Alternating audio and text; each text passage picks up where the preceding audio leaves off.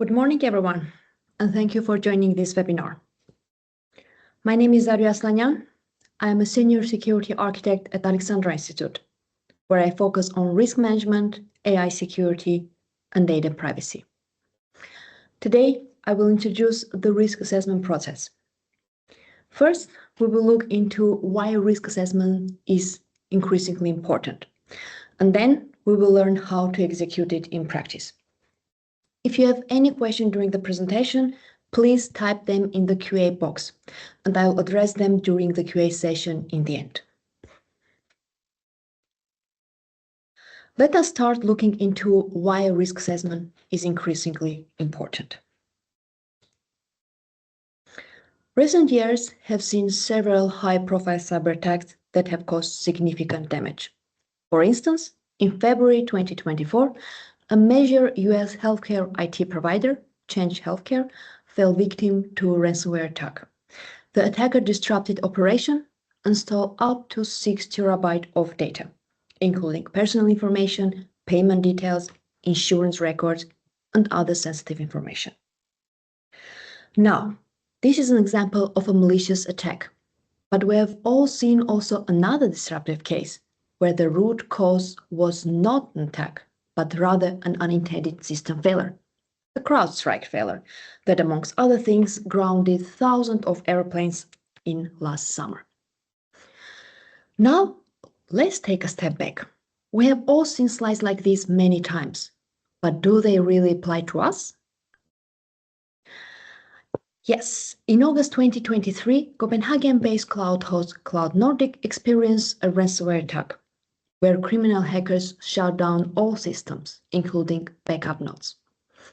The attack affected websites, email servers, and customer sites, and the majority of Cloud Nordic customers lost all data stored in the cloud. Moreover, in June 2024, the Center for Cybersecurity raised the threat level of destructive cyber attacks against Denmark from low to medium, and this is due to the geopolitical situation. What the Cloud Nordic case shows is that really everything can be targeted, and not only large international corporates. Now, to make things more complicated, there is no such a thing as 100% security. Security is a quantitative game. With unlimited resources, everything can be hacked, even military systems. And equally, protection mechanisms can be enhanced as well, which is good. The question is then, what is the right balance between security risks and investment for me in my context, in my organization? Good. We all agree that security is a critical concern, and it is a real one. We also agree that there is no such a thing as a 100% secure system. Then what should we do then? Look into cryptography? Ask ChatGPT, it's popular those days? Hire consultants that can help? Well, what I'm here to say is that it starts with us. Before we do any of that, we need to do our homework and assess our risk level and appetite. Before thinking about security implementation, we need to understand what security means to our company, for our business, in our context. And the answer changes company to company, and also for the same company over time, it can change. This is why we do risk assessment, to understand what security means to us now. And yes, sometimes it's also a compliance requirement to do risk assessment. Risk assessment is a powerful tool that can make a significant difference in the success and security of any project and organization. So to recap on the benefits, risk assessment helps to identify risks and reason about the corresponding countermeasures. It does this keeping in mind cost consideration. Risk assessment works with any type of risk, whether they be attacks or just failures, the examples show above.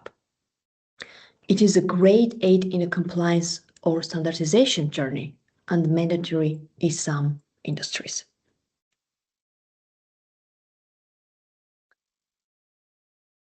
Now, let us look at how to do a risk assessment in practice. Risk assessment is part of the larger risk management process. ISO 27005 is our reference for risk assessment, and this high-level picture is built on that. Note that it is a good practice to run risk assessment and review previous outcomes regularly. It is not a one-time activity, and it is advisable to do risk assessment at least once a year. In the following, we will go through the steps highlighted in the blue box, but first we need to define the scope of our assessment, which is a very important step. So, I will start with the context establishment step.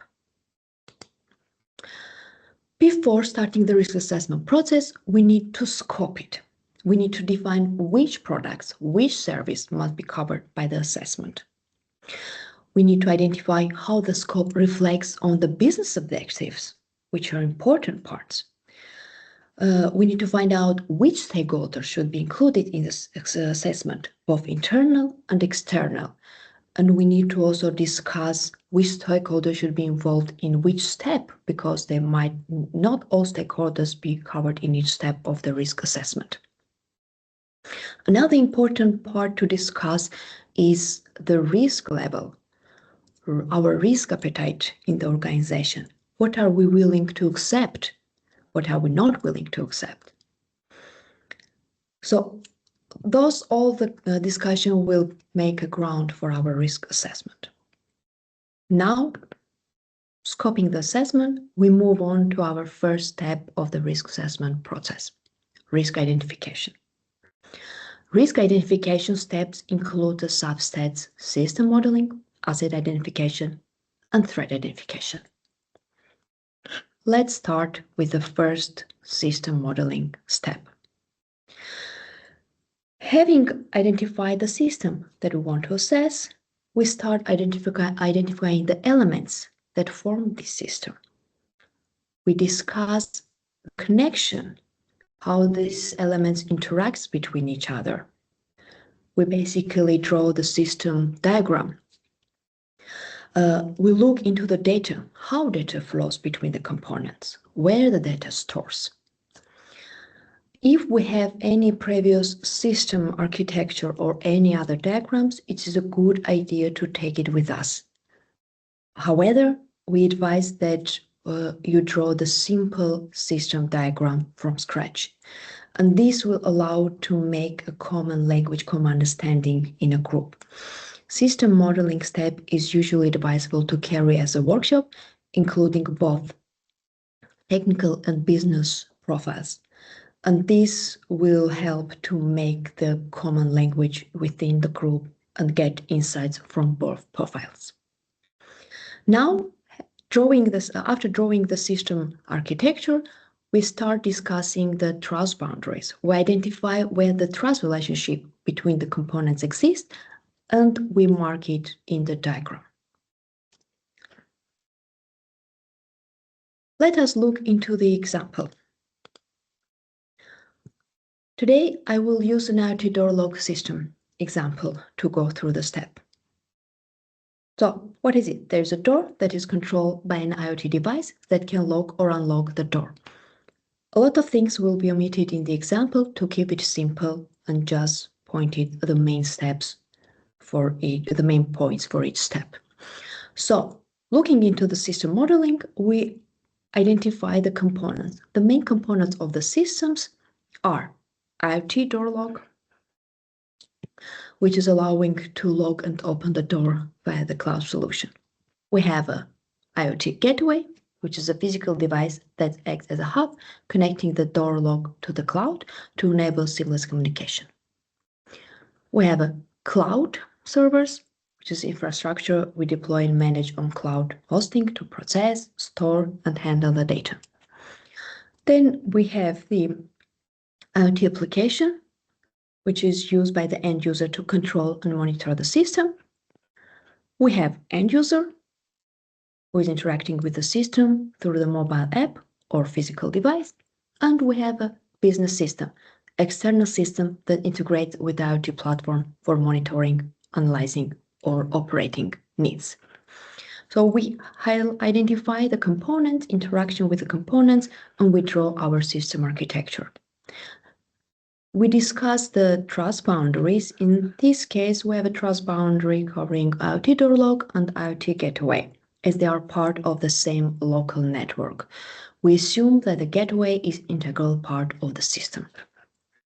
Now, in the end of this step, we'll have our system architecture diagram, and then we move on to discuss and identify the assets, which is the next step.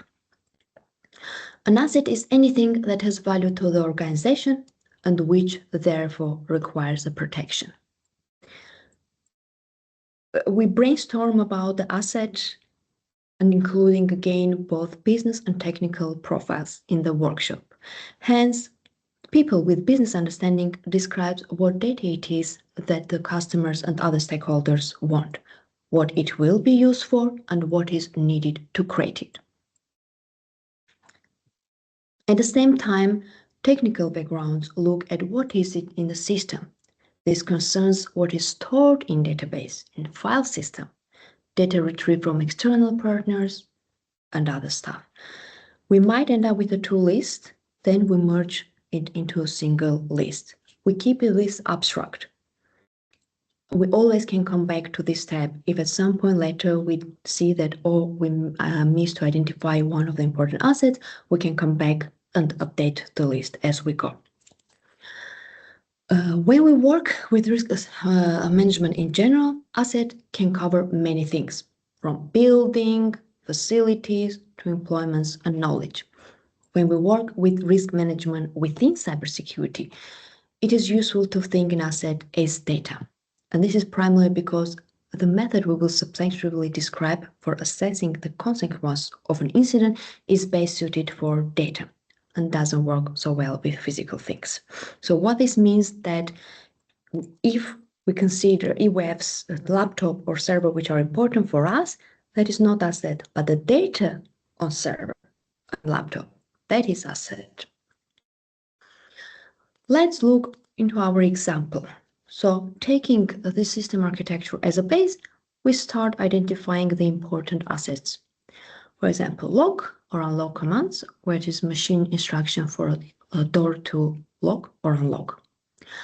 Asset credential for user. It's also important assets, that is password and keys controlling user access to the system. Another important asset is access credential or system, basically key materials for integrating with other systems.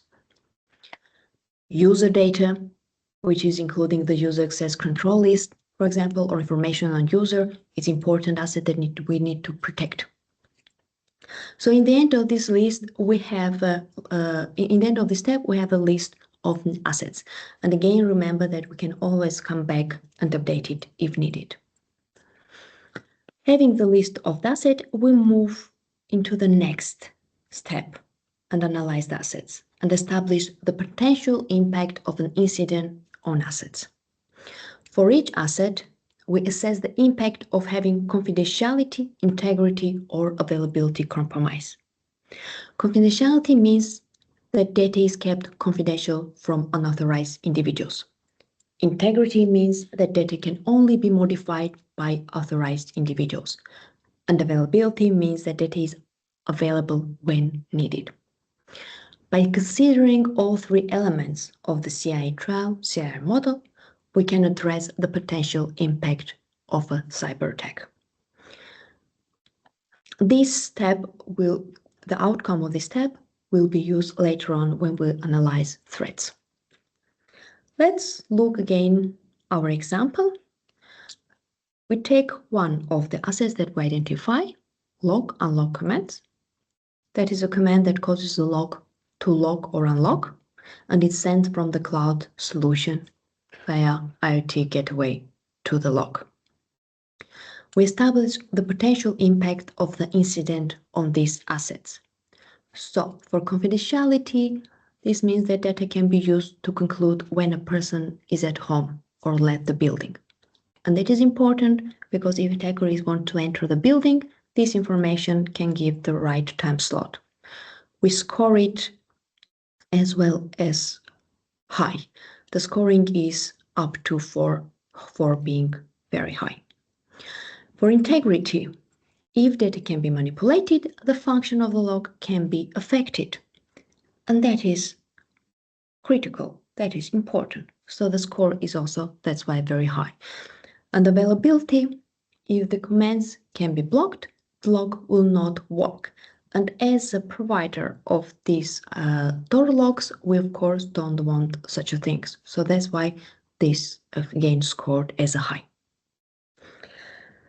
Now, having the list of assets and analyzing each of them, we move on to the next step and look into the threats and identify the threats. We think about what can go wrong with a system's security. Again, as a base, we take system architecture and start identifying the threats. Security vulnerabilities usually exist on the boundary between different systems due to them having different trust relationship. That is the reason why it is good to start looking into data flows across these trust boundaries that we identify during the system modeling step. Start identifying the threats for these elements and interaction, and by asking what can go wrong when an external entity interacts with the companies in our system. These reveal important and critical threats. Then we move on and look into the threats within trust boundary. Usually we have better idea about internal threats and also better mitigation strategies. However, we might miss something. We might need to evaluate our mitigation strategies. So identifying these threats will help to do this in the further evaluation. Threat identification sometimes can be challenging because it's based on our knowledge, our experience. So that might be difficult to start the conversation. There are some materials that can be used, threat catalogs, which are the list of the threats that can facilitate the discussion, help to find the threats. And it's good to help when in a workshop we are stuck. The minus with these threat catalogs that they are usually either too big, a couple of pages covering all possible threats, or they are too narrow, too scenario specific. However, I will still advise to consider them, especially when you start the threat risk assessment process the first time. It can be a good start. Let's look again to our example. Go back to our IoT door log example, taking the system diagram as a starting point and having our trust boundaries marked, we start identifying, discussing the threats. In our case, just to mention a few threats, it's eavesdropping on the log communication, user sending unauthorized commands to lock the door log, or jamming the signal to prevent log operation. Now, in the end of this in the end of this step, we will have list of the threats. Usually this list is big. So what do we do next? Next step is risk analysis. We move on and analyze the risk, taking the list from the threat identification step as a base. For each identified threat, we define the likelihood, how likely it is an attacker can exploit the threat, and impact. What is the impact on the system if the threat to be exploited? Based on these two values, we compute the risk of the threat using the mentioned here risk metrics. In this way, we can rank risks and make sure we focus on the most important risks first. There are many ways of defining values for likelihood and impact. Here, we define likelihood as from very likely to very unlikely, and impact from very low and very high. These steps is carried out as again workshop, including advisable to include both profile, business and technical profiles.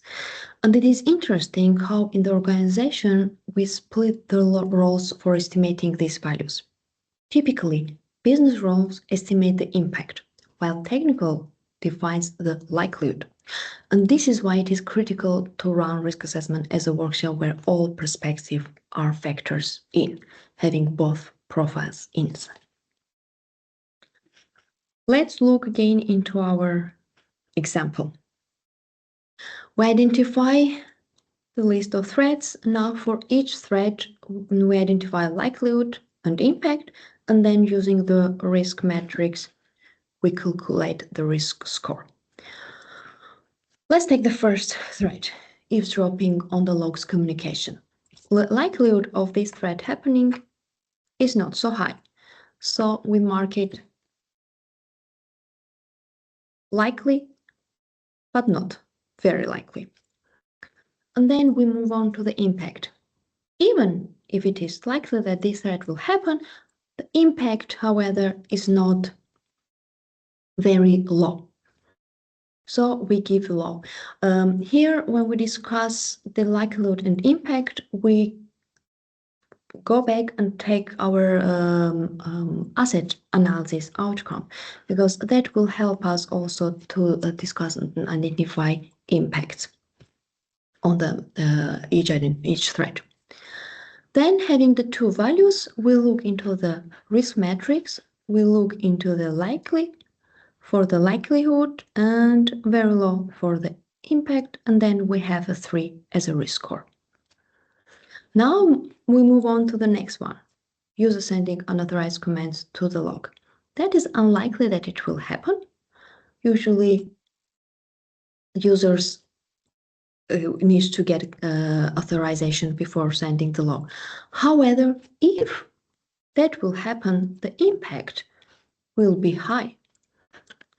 So we mark it high. And again, looking into the risk matrix, having the two values, we calculate the risk score.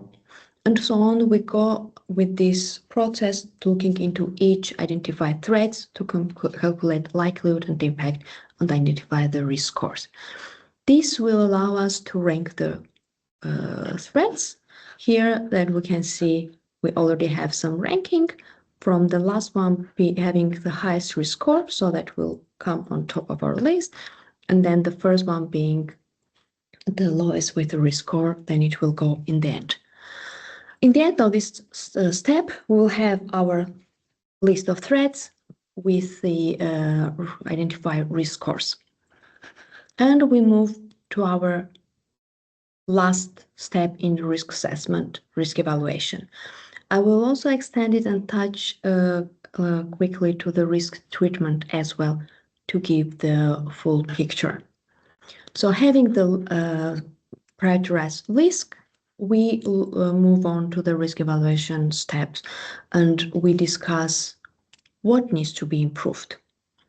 And here where our risk appetite plays an important role, what we discussed in the context establishment step, basically what as an organization we are willing to accept, what risks and what we can't accept. Having this prioritized list, based on our risk appetite, we might say that every threat which has a risk score below 6, we accept. That is what our risk, based on our risk appetite, we can say.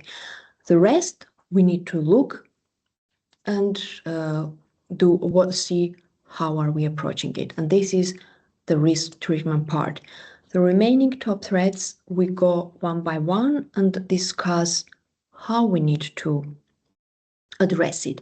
And there are different response strategies. We can avoid the risk, meaning eliminate the cause of the risk.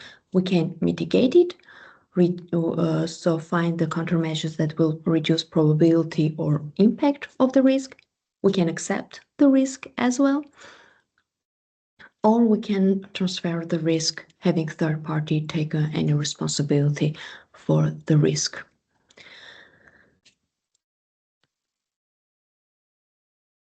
So These were all steps of the risk assessment process, a little extended to the context scoping it and treating it afterwards. The first two steps, system modeling and asset identification, it's system dependent. The company has the main knowledge of it because this is our system. This is how we know all the details about this. And it is important here to include the right stakeholders when we discuss these steps. The steps where we look into the threat identification, we can have a lot of supports there. For example, the threat catalog that I mentioned. There are also literature on suggesting for corresponding countermeasures.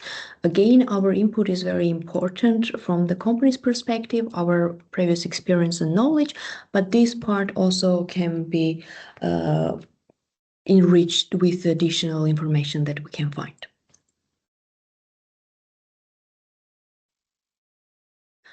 So, where do we go from here? Of course, we do recommend to get on top of your risks and run a risk assessment workshop. At Alexandra, we have extensive experience with running such events, and we can support you in your journey. You can read more through the link, and you can reach out either to me or through the link. If NIS2 is a regulation that applies to your company, then we have an upcoming webinar that we recommend to attend. You can check through the link.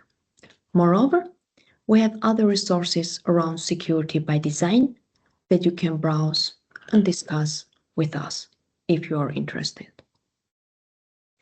Now we can open the Q&A session and look at some questions. Unless I did an amazing job and you have no questions.